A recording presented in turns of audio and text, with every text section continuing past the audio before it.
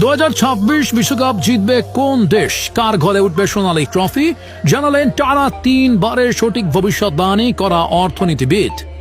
কোনো অলৌকিক ক্ষমতা কিংবা সস্তা অনুমান নয়, খাঁটি গণিত এবং নিখাত অর্থনীতির সমীকরণে পেন্সিলের এক টানে লিখে ফেলা হয়েছে আগামী বিশ্ব চ্যাম্পিয়নদের নাম।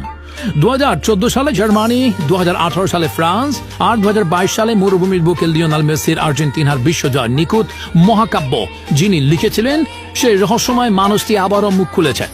আর বাজিকরদের বুড়ো আঙুল দেখিয়ে কেনই বা তারা ফিউরিতে এবার ইতিহাস গড়তে যাচ্ছে এমন এক দেশ যারা 3 বার ফাইনালে উঠেও ট্রফি ছোঁয়ার শাক পায়নি।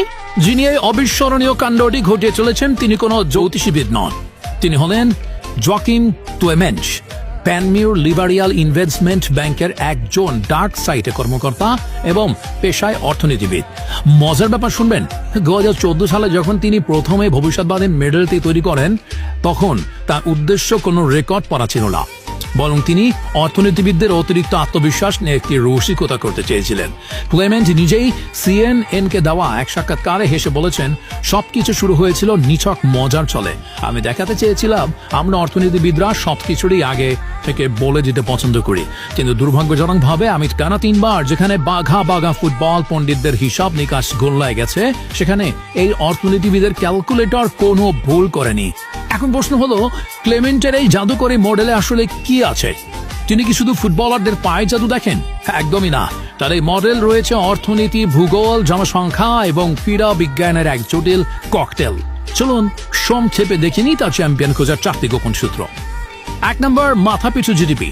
একটি দেশের অর্থনৈতিক সক্ষমতা সবচেয়ে গুরুত্বপূর্ণ। উন্নত অবকাঠামো, বিশ্বমানের একাডেমিক আর আধুনিক প্রশিক্ষণের জন্য কারি টাকার প্রয়োজন।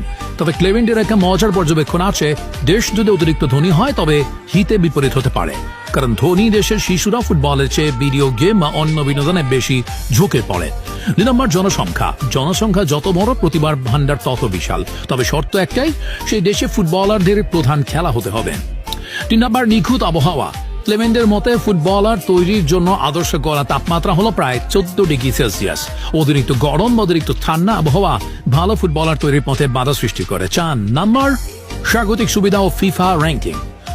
হোম অ্যাডভান্টেজ এবং দলের সাম্প্রতিক পারফরমেন্সের এক্সট্রা রিপোর্ট হিসাবে ফিফা র্যাঙ্কিং এও এই মডেলে যুক্ত করা হয়েছে। তো এই সমস্ত সমীকরণ, জিডিপি আর আবহাওয়ার হিসাব কষে জোয়াকিম ক্লেমেন্টের সুপার কম্পিউটার এবার কার নাম উগড়ে দিয়েছেন? তিনি বুক ফুলে ঘোষণা করেছেন 2026 সালের বিশ্ব চ্যাম্পিয়ন হতে যাচ্ছে টোটাল ফুটবলের জনক ডাচ বাহিনী অর্থাৎ নেদারল্যান্ডস।